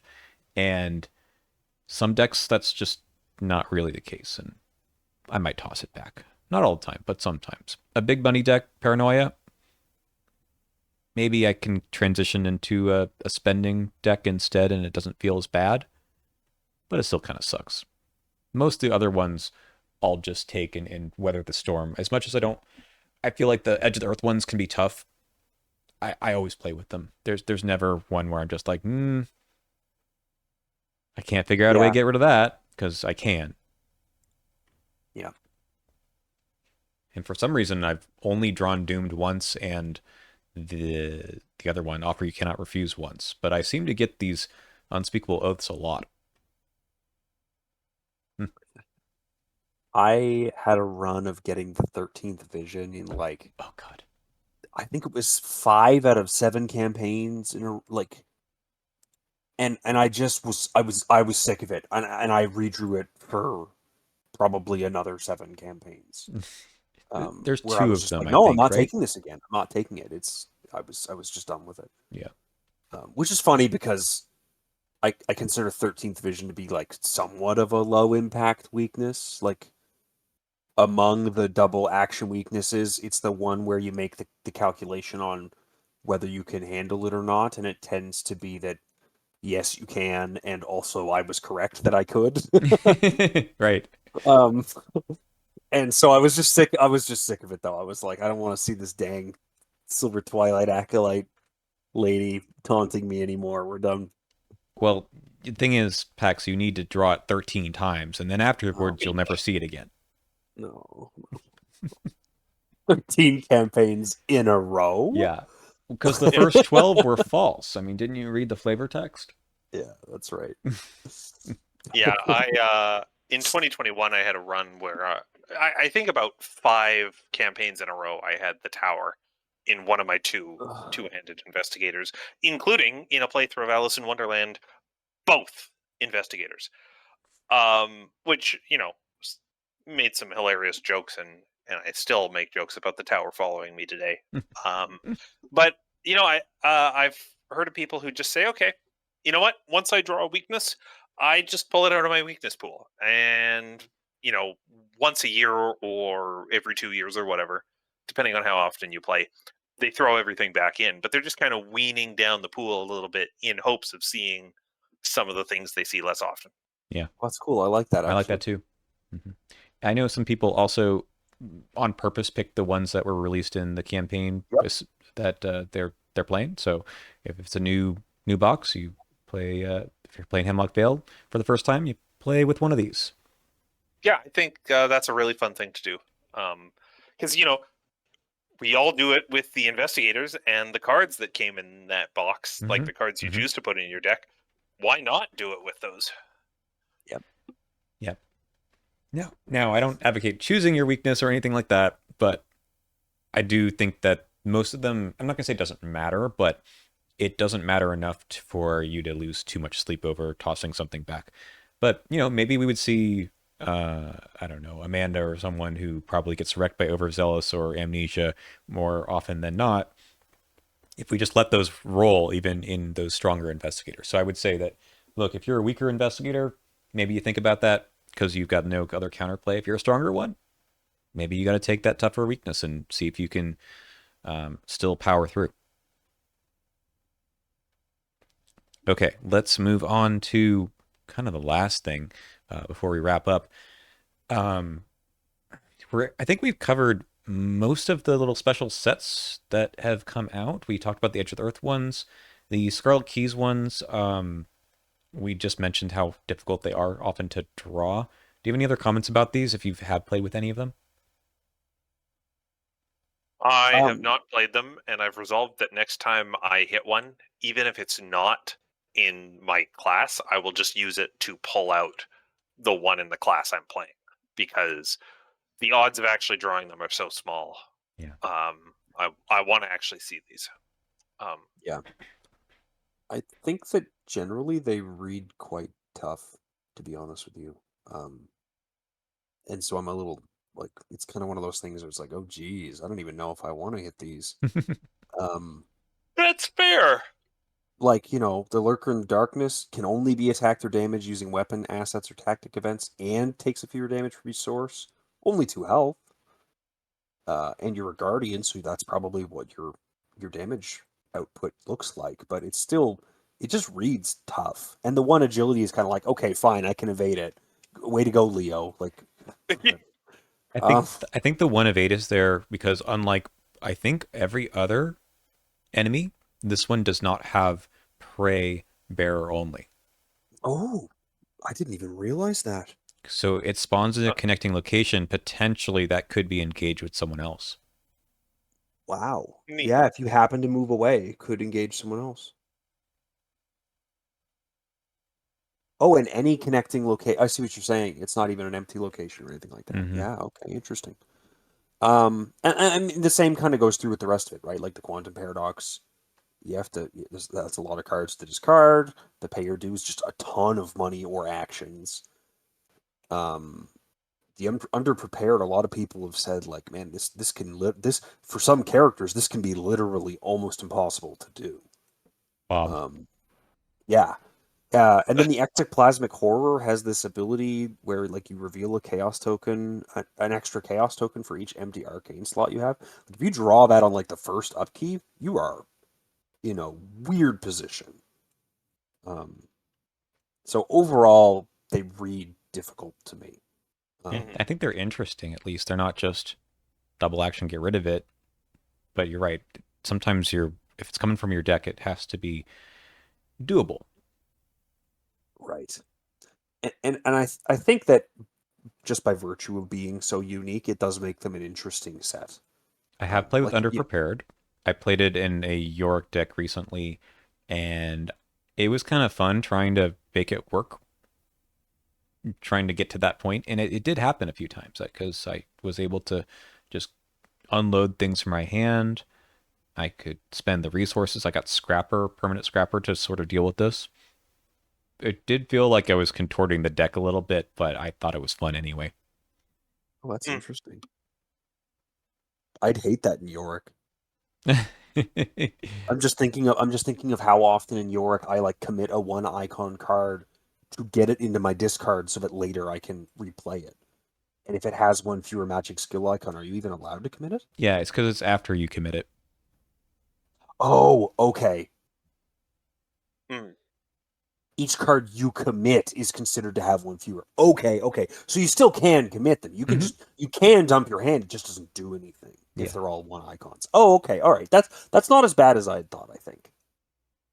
Yeah, it's fine. You can deal with it. It's just sort of amusing. Um, and the downside of just being a little bit harder to pass tests is not that bad. Yeah. Okay. Fair enough. Okay, we also have the ones from Hemlock Vale, which are all also assets that kill a slot for a little bit, maybe. If you want to not kill the slot, you can shove it back into your deck and take a horror or damage. I have not played with these much. I think they're all right. They kind of either do nothing or they do a lot and you got to get rid of it. Again, these are assets, so you need to take the actions yourself. One of your friends can't do it for you. Yeah. The -1 health and -1 sanity that's printed on them as well while they're in play. Mm-hmm. You know, no matter what, when you draw this, you're either taking a damage or you're losing a maximum health or sanity, right? Yep. Whether you shuffle it back in and take 1, or it goes into play and you get -1. So, um, these ones scared me when I read them, and I have played with them like a little bit, but not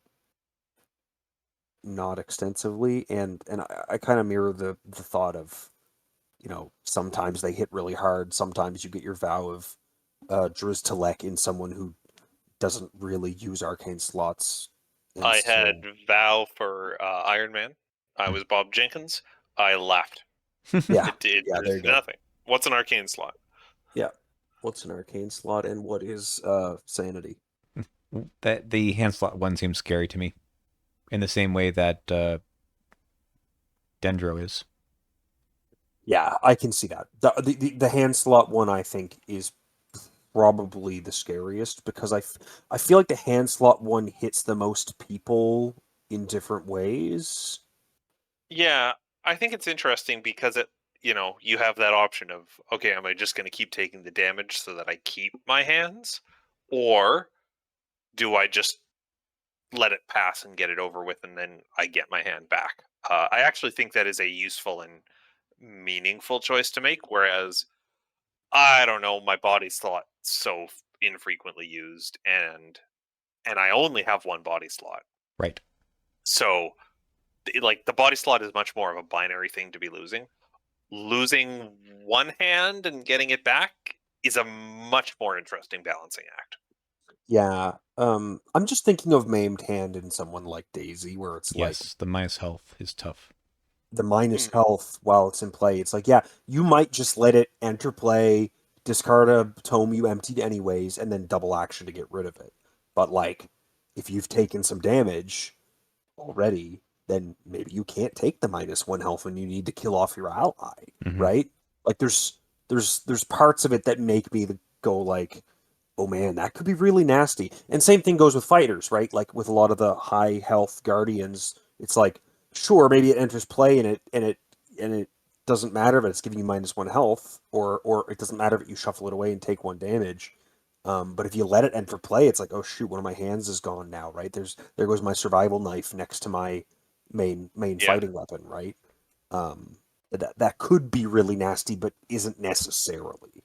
Can you imagine in And so I think that's Daisy interesting. picking up this at the same time the Necronomicon is out, and you don't have your tote bag quite yet? you have one hand and it may only be used to hold a weakness. Yeah, yeah. Now Read you it as must quick as spend you 5 can. actions. You will heal 1 health, but also take 3 horror.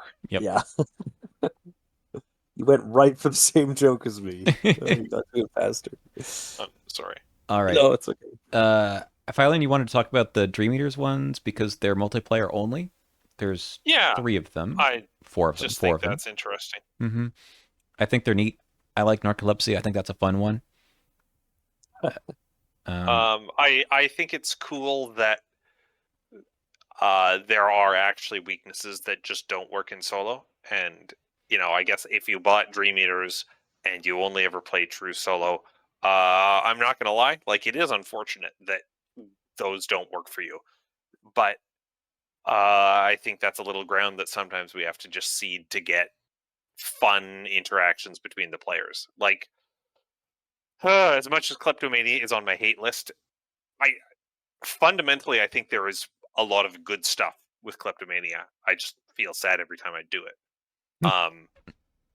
Waking up people from narcolepsy is always fun. yes, because you have to yell Handling that. worst nightmare for people is great. Yeah. Oh yeah. Yeah. If you don't yell "wake up" as you take the action for discard narcolepsy, you're just not having fun. I don't think you're following the rules properly.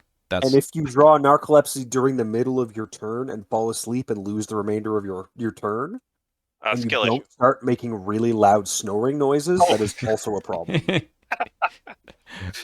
okay. I had a friend I was playing with who would constantly, we were playing in the mornings because of time zones and all. He would constantly be showing up late because he would oversleep. And one time I snuck this into his deck. It was on TTS. And can I make the joke that some players just have self-centered already in play from the beginning? Mm. I don't know if my real life play group is watching this video, but if they are, they know who I'm talking about with this. If only you could spend 2 actions to get rid of that, right? I would say the only problem with self-centered is all of the weird rules things where people are like, wait, can I do this? Wait, can I do this? Wait, can I do Yeah. this? It's like, Yeah. if it affects someone else, just pretend you can't. Just say you can't. Don't bog the game down to try to game what you can and can't do while you're being self-centered. Just take the 2 damn actions. But see, are you being self-centered if you assign your damage and horror to someone else? You know, to Hank or to Brother Xavier or something? I feel like that in spirit is being very self-centered. All right, let's move on. Okay. I think we've covered pretty much everything here. So let's kind of wrap up and things that we'd like to see in the future. And whatever your last thoughts are here. I really look forward to seeing the random basic weaknesses in the next sets. I don't know what the next ones are going to be. We generally don't get them as preview cards. I don't remember if they did that with the Edge of the Earth ones. I don't think so. I think they did for one of the Scarlet Silver Keys Moth ones. was partially revealed on the back of the box or something. That's right. I want to say that Pay Your Due was like a Reddit one or something. But they don't usually get previewed. But I'm looking forward to that from the Drowned City. That'll be kind of fun to see what they go for, since it seems for the last bit they tend to be all in some kind of a group. All of the ones that took up an asset slot, the class specific ones, the healing ones. We had the curse related ones, which we didn't really talk about, but we won't. And like multiplayer. Obviously, we're not going to talk about all of them. We just don't have the time for it. Actually, we probably do have the time for it, but we're not going to. But what do you want to see in the future? I mean, I think one thing we mentioned was that we love how, or at least Pax and I love how you can do, you can get these in your deck after the beginning of a campaign, because sometimes there's a story beat or something that they want to balance out a campaign with by adding more like madness or injury or some random traded weakness to your deck. I think that's really cool. Yeah, there's always, I think we said Carcosa kind of does it the best with tempering the XP you get with a little bit of extra weaknesses, right? It gives you that, what is it, Lost Soul, which can be a total nothing burger depending on your stat spread and which route you're going. But the fact that it's like an extra card in your deck that comes up your card draw a little bit. There's something about it that I feel like the past couple of campaigns have missed a couple of times. Dude, I've left like 5 weaknesses in that deck. Yeah. And it's awful. Yeah. Edge. Actually, Edge has the potential to add in the story-based weaknesses of Frostbite and Possessed. Which is great. I'd love to see more of these traded basic weaknesses added, because it does. I actually do think that throttles the effectiveness of your deck more than, say, Trauma does. Yes. Folks, if you haven't played Feast of Hemlock Vale, skip ahead 30 seconds. This is your warning. I hope you've skipped ahead by now. Day 2, you're kind of given the choice. You find out you're given the choice between adding weakness and taking a physical trauma.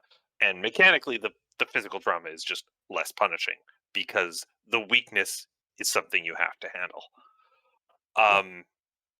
So I would love to see more of those effects, either non-random weaknesses or just, hey, add a weakness with this trait to your deck. Okay, that wasn't the thing I thought you were going to talk about with Feast of Hemlock Vale. Oh, okay. Do I say it? Do you guys know what I'm talking about? Oh yeah, I mean, there's that too. Okay, I guess we won't say it, but there is a way to get random traded weaknesses in that campaign. But yeah, and like I think I understand why the designers stopped doing it. They put it in Dunwich, and then they put it in Carcosa, and then they stopped doing it once they saw the negative feedback that it got in Dunwich. Because I guess it feels bad to have these things added to your deck without a choice. And it does go against the word agency that I was harping on earlier. But I don't know. It is as much as your deck levels up, I think the pitfalls of your deck are more interesting when they level up too through So a campaign. so I like how they did it in those first couple campaigns, and I don't really like how they did it in Forgotten Age, where if you haven't played it, you could skip ahead to here too.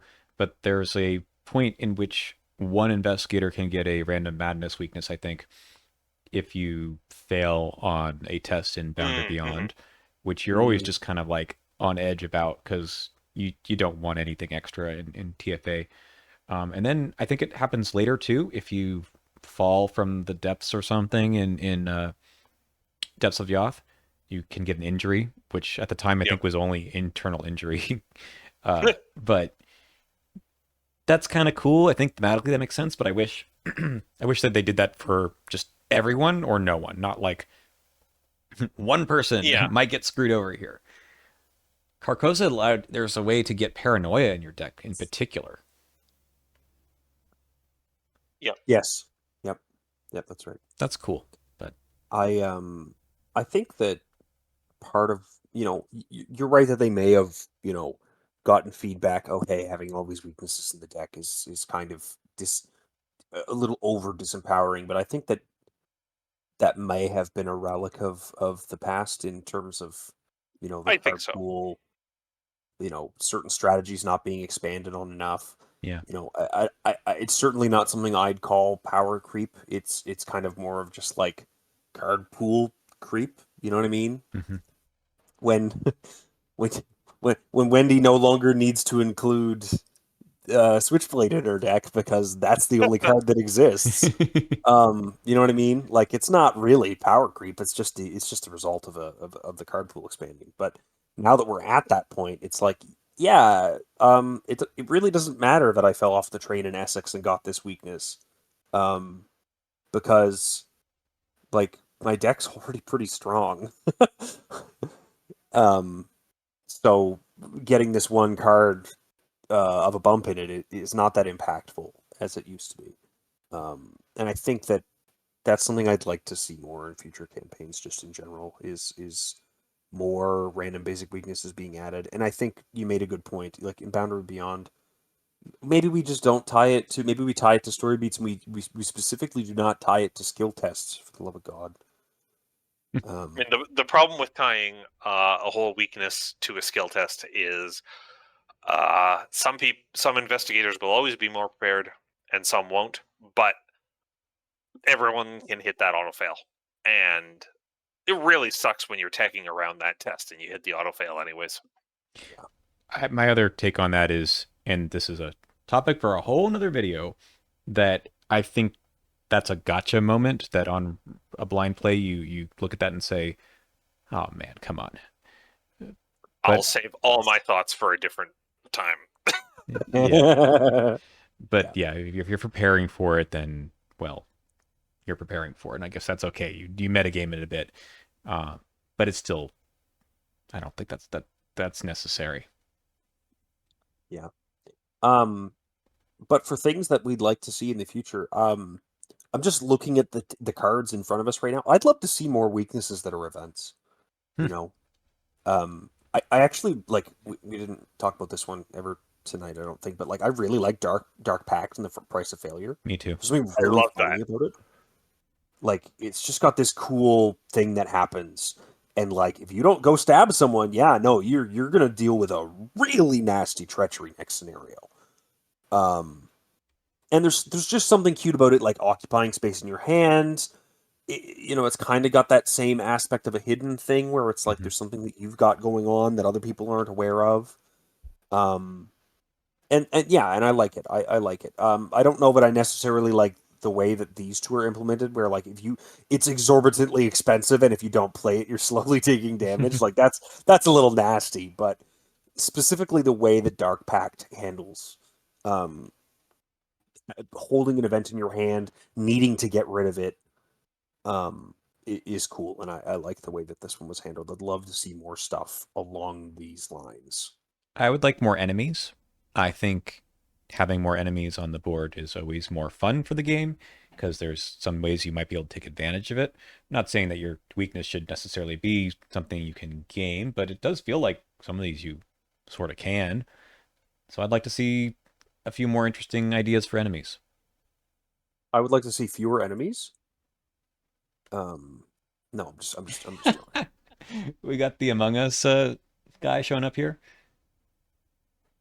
Yeah, he's pointing at you for having a extremely sus position of wanting more enemy weaknesses. Pylian, what else would you like to see?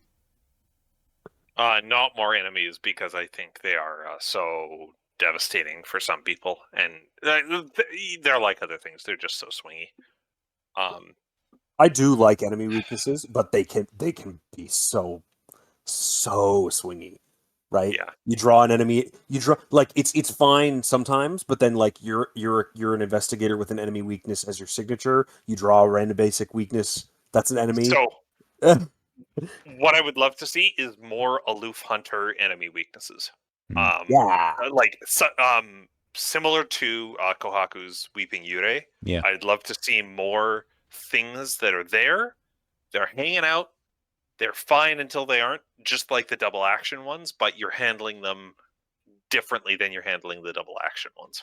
Let me just say, I know Cursed Follower is not the toughest weakness in the world, but sometimes this guy can just screw off. Like yeah.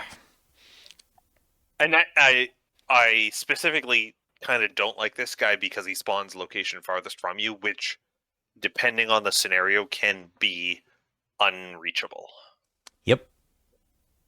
Yep. That's so right. not a fan of this particularly, but that concept of aloof. So it's a pain, but you can handle it if you decide to. Mm-hmm. Is what I want to see. It's kind of acting as a treachery at your location until you decide that you can fight it away. That's right. Yeah, that's cool. So we have assets, we've got events, we don't have too many skills. There's this one. Yeah, and a few signature ones. A few signature ones. Yeah. I do like this the skill weaknesses. I think that they could probably do with having a couple more skill weaknesses that have like negative icons, and it's like I'm not sure. I have a hard time imagining what a skill weakness does, but I mean, I'm no card designer. No, it does this. Yeah. Reckless, see it? That's what it does. Yeah. I mean, there's a lot of these that are, if it's just the end of your hand, in your hand at the end of your turn, do something bad, which was true for Agnes's weakness from the very beginning. So probably that's the way that they go, but they could do, something interesting. All right. Well, I think that about wraps it up. Do you have any last thoughts about random basic weaknesses to share with the audience? Crickets. Nothing new. Okay, great. We would love to hear from you. What you like out of the whole system of random basic weaknesses in Arkham? Do you have any good stories of something thematically hilarious? We didn't really mention that, but sometimes having Jenny, who's a klepto, is just kind of a fun thing to role play too. But good combinations, annoying combinations, some fun you've had with the whole system, and maybe what you would like to see from weaknesses in the future. That'd be a great way to have some more engagement on this video, right? Okay. Put in the comments. Comment, subscribe. There we go. All right. Thanks all. We'll talk to you guys another time. I think it'd be fun to have more of these videos where we're just doing a roundtable about a topic. If there's a particular idea that you would like to see us talk about in the future, let us know in the comments as well. Until then, bye-bye. Bye.